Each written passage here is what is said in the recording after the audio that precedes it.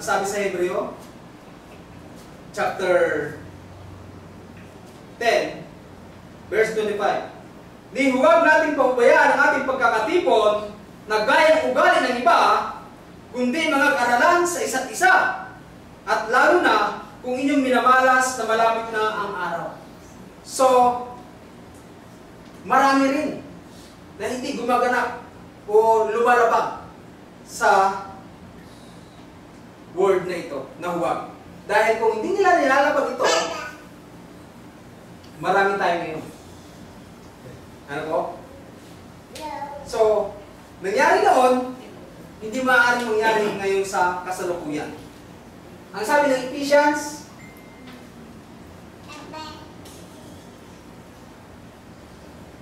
Ephesians 4:26.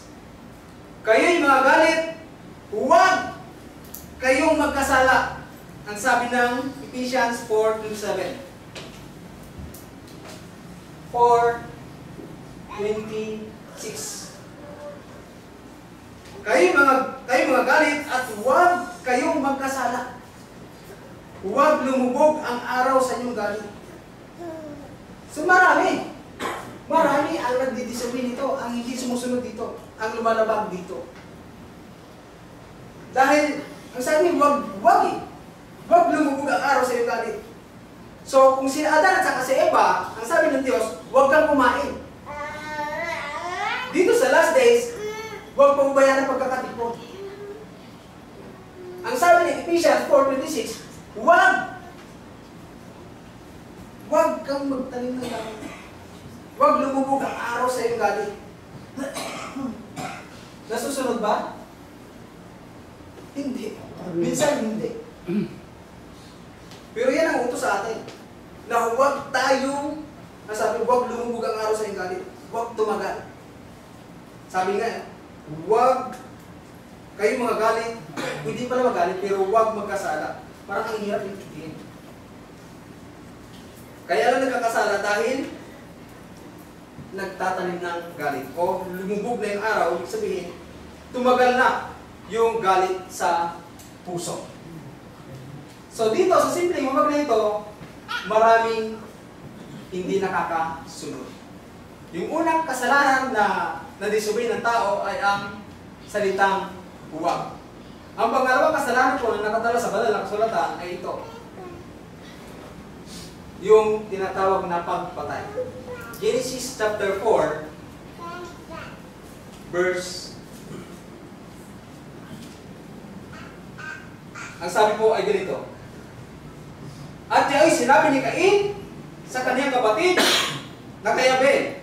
At nangyari nang sila'y nasa parang ay nagtindig si Cain laban kay Abel na kaniyang kapatid at siya ay kaniyang pinatay. So kung ito lang yung babasahin natin ay parang hindi natin maunawaan. Dahil ang konteksto ng isang talata ay ang buong Biblia po. Kung maaari ay basahin mo yung isang buong book ng Genesis. So ang konteksto po nito para maunawaan natin ay yung nasa verse 2. Chapter 4 verse 2, ang sabi po ay ganito. At sa muli ay ipinanganak ang kaniyang kapatid na si Abel. At si Abel ay tagapag-alaga ng tupa. So, ilagay natin, Abel, tagapag-alaga.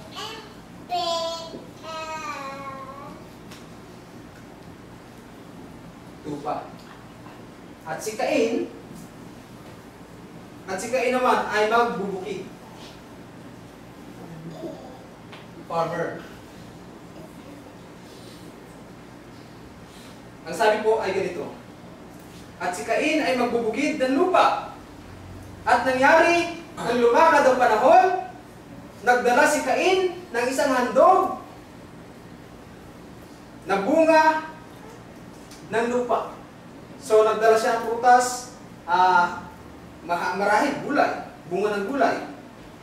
Ang sabi sa 4, at nagdala rin naman si Abel ng mga panganay ng kaniyang kawan at ng mga taba ng mga yaon at nilingap ng Panginoon si Abel at ang kaniyang handog. Ang sabi sa 5, datapwat hindi nilingap si Cain at ang kaniyang handog, at nag-init na mainam si Cain, at namanglaw ang kaniyang mukha. Sabi sa 6, at sinabi ng Panginoon kay Cain, bakit ka nag-init? At bakit namanglaw ang iyong mukha? Ang sabi sa 7, kung ikaw ay gumawa ng mabuti, di ba ikaw ay marapatin? At kung hindi ka gumawa ng mabuti, ay mahahandusay ang kasalanan sa pintuan at iyo'y papainuhod ang kaniyang nasa. At ikaw ay papakinuunin niya. Ang sabi sa verse 8, ito na yan. At siya ay sinabi ni Cain sa kaniyang kapatid na kay Abel. At nangyari nung sila nasa parang, ay nagtindig si Cain laban kay Abel na kaniyang kapatid, at siya ay kaniyang pinatay. Kaya pala, pinatay si Abel dahil hindi nilingap ng Diyos yung handog ni Cain. So, naunawaan natin kung bakit pinatay. Ang tanong mo ron is, bakit hindi nilingap ng Diyos yung handog ni Cain? Ayaw ba ng Diyos ng gulay? Ayaw ba ng Diyos ng prutas? Hindi po eh. Sa inyo po palagi, bakit hindi nilingap ng Diyos si Cain?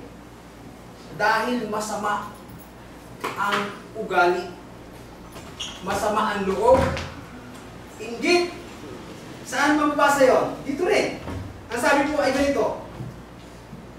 Sabi sa 4, at nagdala rin naman si Abel ng panganay ng kaniyang kawan ng taba. At nilingap nga po si Abel. Ang sabi sa verse 5, dapat hindi ilingap si Cain at ang kaniyang handog. Dalawa yung hindi nilingap. Si Cain at saka yung handog. Basahin ko muli. Dapat hindi nilingap si Cain at ang kaniyang handog. Tama po ba? Dalawa yung hindi nilingap. Si Cain mismo at saka yung kanyang handog. Bakit? Gaya ng sinabi ko sa kanya kanina, masama yung pag-uugali niya. Bakit? Sabi dito sa kasunod na parirala, at nag-init na mainam si Cain. Kung hindi masama ang ugali niya, hindi magagalit na ng gusto to eh. Kasi sa English po yan, wrath.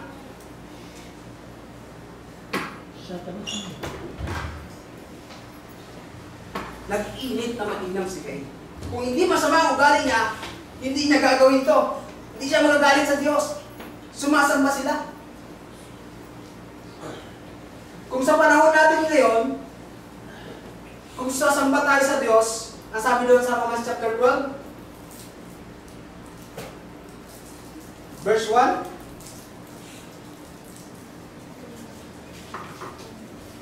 kaya nga mga kapatid, ipinamamanig ko sa inyo, alang-alang sa mga kahabagan ng Diyos, na inyong iharap ang inyong mga katawan sa sanghaing buhay, banal, kaaya-aya sa Diyos.